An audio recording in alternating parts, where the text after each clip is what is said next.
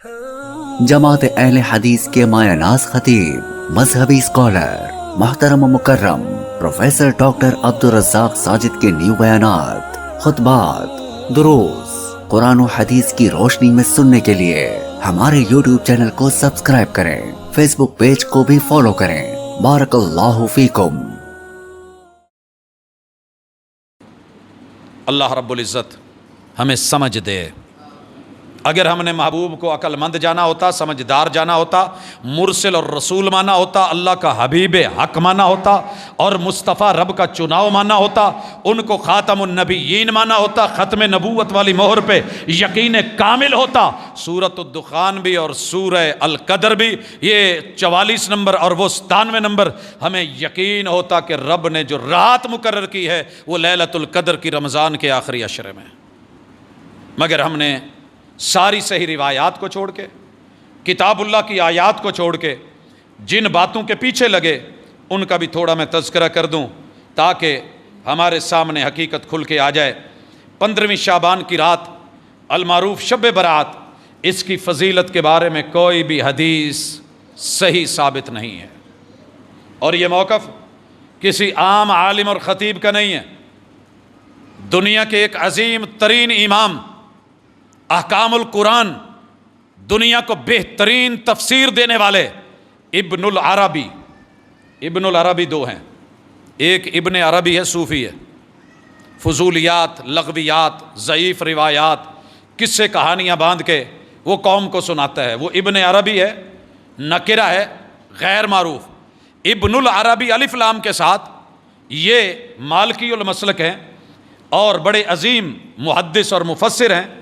یہ کہتے ہیں کہ وَلَيْسَ فِي لَيْلَةِ النِّصْفِ مِن شعبان، کہ شعبان کی 15ویں رات کے بارے میں کوئی ایسی حدیث نہیں ہے کہ یعول علیہ، جس پہ اعتماد کیا جا سکے اور وہ صحیح ہو، لا فی فضلہا، نہ اس کی فضیلت میں، ولا فی نسخ الآجال فیہا، نہ اس میں عمروں کو چینج کرنے میں اور ان میں چینج لگانے میں، فلا تلتفتوا الیہا، اس رات کی جب فضیلت میں کوئی صحیح آیت، قرآن کی آیت نہیں، رسول صلی اللہ علیہ وسلم کی کوئی صحیح روایت نہیں، اس کی کوئی فضیلت نہیں، اور اس میں عمروں کو، مدتوں کو اور آجال کو چینج کرنے کا کوئی یقینی فیصلہ صحیح روایت سے نہیں ملتا، تو لہٰذا یہ اہم بھی نہیں ہے۔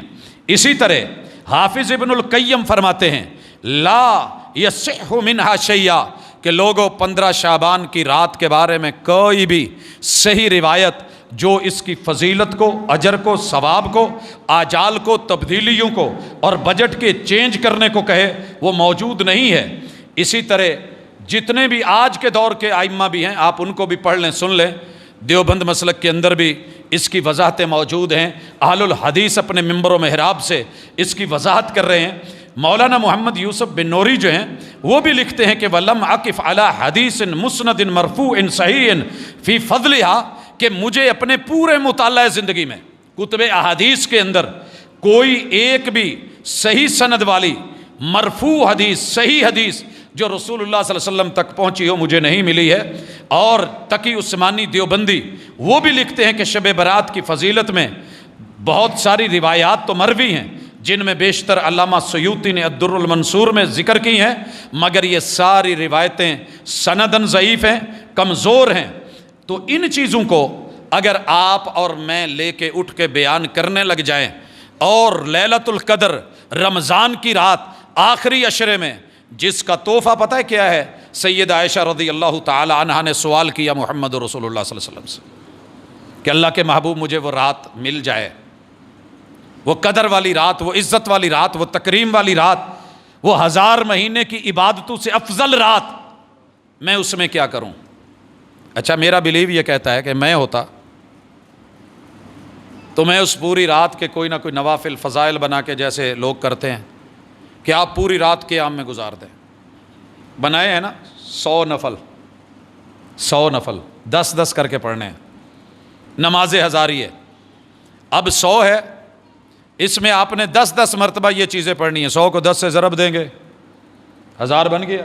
نماز ہزاری، درود لکھی، درود ماہی، درود تنجینہ، یہ وہ پتہ نہیں کیا کیا، اور جس پہ شریعت اتری ہے وہ کتنا کہہ رہے ہیں اور کمال کہہ رہے ہیں. کہا عائشہ اگر موقع مل جائے, وہ گھڑی آ جائے, لیلۃ القدر اللہ آپ کے نصیب میں کر دے, تو کہنا اللہم انک عفو. لیکن چھوٹا ہے نا, ہم تو بڑے بڑی فضیلتوں والی بڑی بڑی جو ہے وہ لمبی چوڑی عبادتیں ہوں گی تو پھر ہی مزہ بنے گا. اتنا چھوٹا سا عمل, اللہم انک عفو تحب العفو فاعف عنی, 3 ہی جملے ہیں. اللہم انک عفو تحب العفو, دوسرا جملہ, تیسرا فاعف عنی, اللہ مجھے معاف کر دے.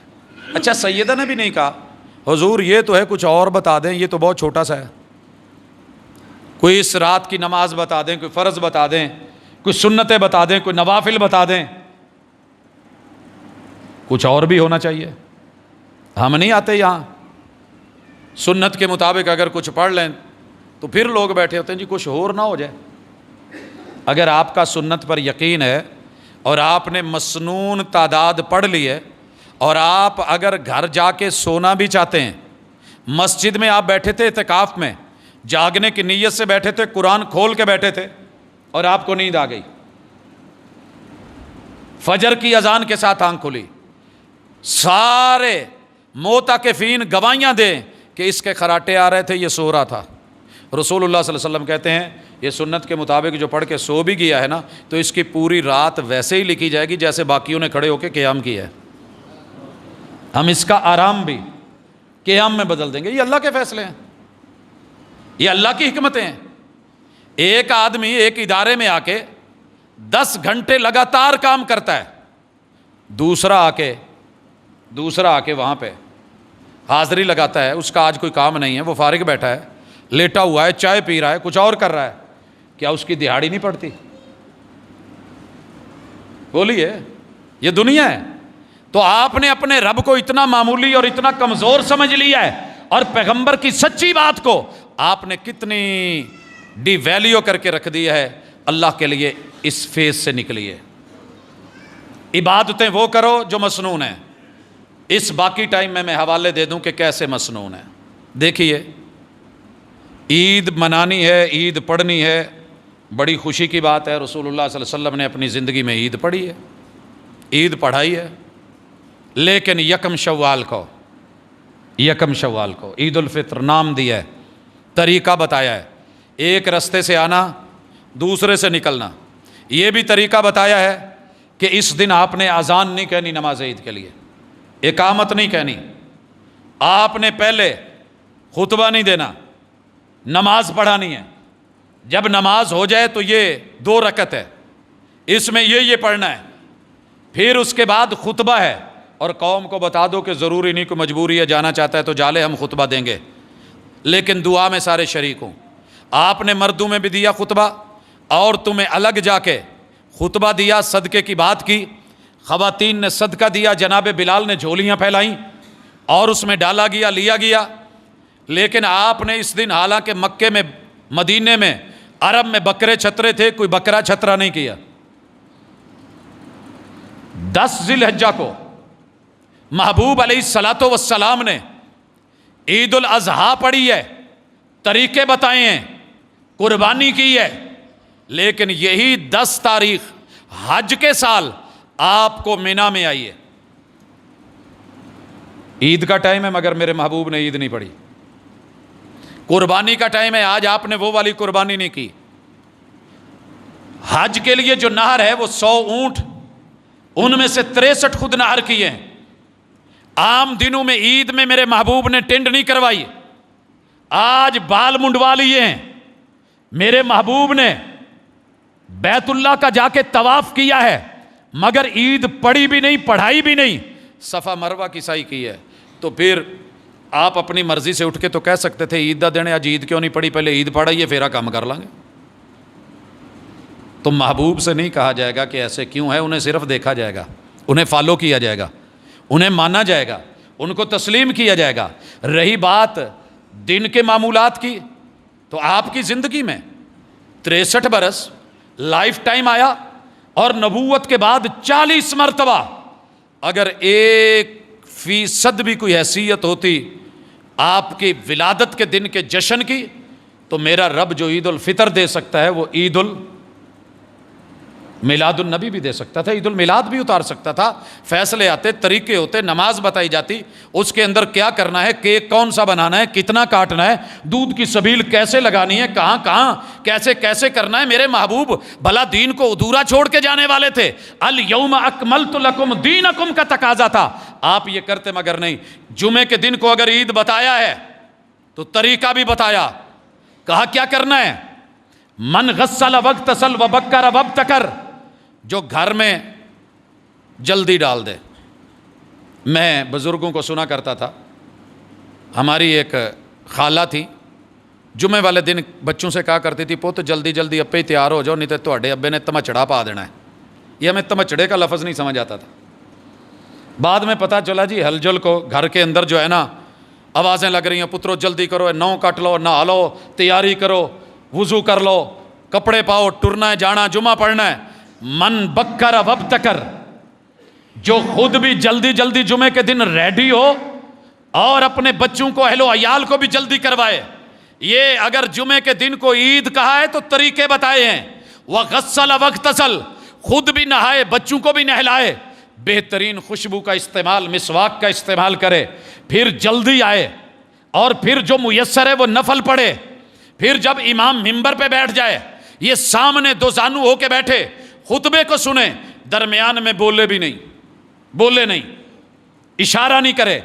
کوئی غلط کر بھی رہا ہو تو اسے یہ بھی نہیں کہے کہ نہیں ایسے نہیں کرو, تنکا نہیں توڑے, صفوں کو نہیں پھلانگے, جہاں جگہ مل گئی ہے وہاں بیٹھے, جو پہلے آیا ہے وہ پچھلی صفوں میں نہ بیٹھے تاکہ لوگوں کو مجبور ہو کے آگے نہ آنا پڑے. وہ پہلی صفوں میں اور بعد میں آنے والے پیچھے, اور انتہائی خاموشی سے خطبہ سنیں, اور امام کے بیٹھنے سے پہلے پہلے ممبر پہ آ جائے. اس کی حاضری فرشتے لگا کے جب ممبر پہ امام بیٹھ جائے گا تو حاضری کا رجسٹر بند کر دیا جاتا. آیا تو ہے مگر حاضری نہیں ڈلی. اتنی اہم چیزیں بتائیں, جمعے کی گھڑی بتائی, قبولیت کے لمحات بتائے, اس کا طریقہ کار بتایا. خطبہ دے کے پھر میرے محبوب بیٹھے, ممبر پہ چڑھے, پھر آپ علیہ الصلوۃ والسلام نے دوبارہ خطبہ دیا, ممبر سے اترے, 2 رکعت نماز پڑھائی. پہلی رکعت میں آپ نے سورۃ الاعلیٰ پڑھی, دوسرے میں میرے محبوب نے غاشیہ پڑھی. تو پتہ چلتا ہے کہ یہ دن ہے, سارے احکام بتائے ہیں. اگر ایسا کچھ اور جگہ بھی ہوتا تو میرے محبوب دین ہوتا تو بتا دیتے, نہیں بتایا. تو توجہ کیجئے, راتوں کو دیکھیے, میرے محبوب نے قیام اللیل کیا, اتنا کیا کہ قدم سوج گئے, راتوں کو جاگے.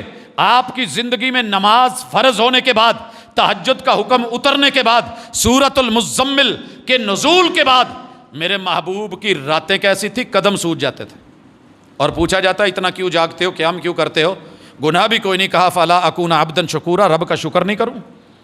تو میرے بھائیوں وہ راتوں کو جاگتے تھے, لیکن یاد رکھیے وہ 15 شعبان کی رات کو اسپیشلی نہیں جاگے, وہ 27 کی رات کو اسپیشلی نہیں جاگے. اور ہم تو اس پیمبر کو ماننے والے ہیں جنہوں نے سفر حضر میں اگر پوری پڑھی ہے, حضر میں تو ہم پوری پڑھیں, قصر میں 4 رکعت کو 2 میں بدل دیا تو ہم ویسے پڑھیں, 3 والی 2 والی ویسے رہنے دی تو ہم ویسے رہنے دیں. آپ نے مینا میں اپنے اپنے وقت میں نماز قصر کی تو ہم قصر کریں. آپ نے عرفات میں ظہر اثر قصر کر کے جمع کری, 1 اذان 2 اقامتیں کہلوائیں, ہم ویسے کریں. مغرب کا ٹائم ہو گیا, میرے محبوب نے ہمیشہ اول وقت میں نماز پڑھی ہے, کبھی لیٹ نہیں کی, سوائے جس رات میں فجر کے وقت سوئے رہ گئے تھے اس کو آپ نے لیٹ کیا. لیکن یہاں آج آپ نے عرفات میں مغرب کا ٹائم ہوتے ہوئے بھی اذان بھی نہیں کہلوائی, نماز بھی نہیں پڑھی. قوم چلی ہے, مزدلفہ پہنچی ہے, اذان مغرب ہوئی ہے, آپ نے اقامت کا کہا ہے, اقامت کہی گئی ہے, 3 رکعت نماز مغرب پڑھی ہے, پھر اقامت کہی گئی ہے, نماز عشاء 2 رکعت پڑھی گئی ہے. آج کی رات میرے محبوب جو ہمیشہ راتوں کو قیام کرتے تھے, آپ نہیں جاگے, قیام نہیں کیا, آقا نے آرام کیا ہے, میرے محبوب کے اصحاب نے بھی آرام کیا ہے. اللہ کا شکر ہے, ساری دنیا بھی کہے کہ رات مزدلفہ میں جاگ لو, ہم سونے کو ترجیح دیتے ہیں, کیونکہ جس پہ راتوں کی عبادت اتری تھی اس کو پتا تھا کہ کہاں جاگنا ہے کہاں نہیں جاگنا. خوشی بھی معیاری, غم بھی معیاری, عبادت بھی معیاری. اور یہی ہماری دعوت ہے, یہی ہمارا میسج ہے, یہی ہمارا پیغام ہے. پھر بھی اگر کوئی بھائی اپنی مرضی کرنا چاہتا ہے تو ہم کسی کا ہاتھ پکڑنے والے تو نہیں ہیں, ہم ڈنڈا سوٹا تو نہیں رکھتے. نہ ہماری یہ سکیم ہے، نہ ہمارا یہ طریقہ کار ہے، نہ ہمارا یہ منہج ہے، لیکن کل قیامت کے دن آپ ہمارا گریبان پکڑ کے کہیں کہ جناب آپ جانتے تھے تو بتایا کیوں نہیں؟ وہاں تو نبیوں کو بھی لوگوں نے مجبور کرنا ہے اور انکار کر دینا ہے کہ اللہ یہ نوح علیہ السلام نہیں آئے تھے، یہ لوط علیہ السلام نہیں آئے تھے۔ پھر امت محمدیہ نے گواہی دینی ہے، آپ نے کہنا ہے جناب آپ پڑھے لکھے تھے، آپ سمجھدار تھے، آپ کے پاس علم تھا، آپ معرفت رکھتے تھے، آپ نالج رکھتے تھے، چلے ہمیں بتا دیتے۔ اسی لیے میں نے تینوں موقف بتا دیے کہ جو کرتا ہے دلیل کے ساتھ کرے، جو چھوڑنا چاہتا ہے دلیل کے ساتھ چھوڑے، جو جینا چاہتا ہے دلیل کے ساتھ جیے، لیکن کل قیامت کو ہمارے خلاف حجت بنا کے، دلیل بنا کے، سلطان بنا کے، گواہی لے کر کے اپنی زندگی سے آئے کہ ہم نے بیان نہیں کیا تھا، تو انشاءاللہ اللہ گواہ ہے، رب شاہد ہے، الا حل بلغت، جو میسج دینا تھا، جو حق اور حقیقت تھی ہم نے پہنچا دی ہے۔ ہم مباحث و مناظروں کے قائل نہیں ہیں، بات رسول صلی اللہ علیہ وسلم کی دلیل قرآن اور سنت سے واضح موقف دینے کے قائل ہیں، زبردستی کے قائل نہیں۔ لست علیہم بمسیطر، ہم زبردستی منوانا بھی نہیں چاہتے، ساری دنیا مل کے جاگے رات کو ہمارا کیا بگڑے گا؟ لیکن اگر سنت سمجھ کے جاگو گے، تھوڑا کام کر لو گے، اللہ اس میں خیر بھلائی اور برکت دے دے گا۔ رسول اللہ صلی اللہ علیہ وسلم نے روزے رکھے ہیں، کیوں نہیں رکھے؟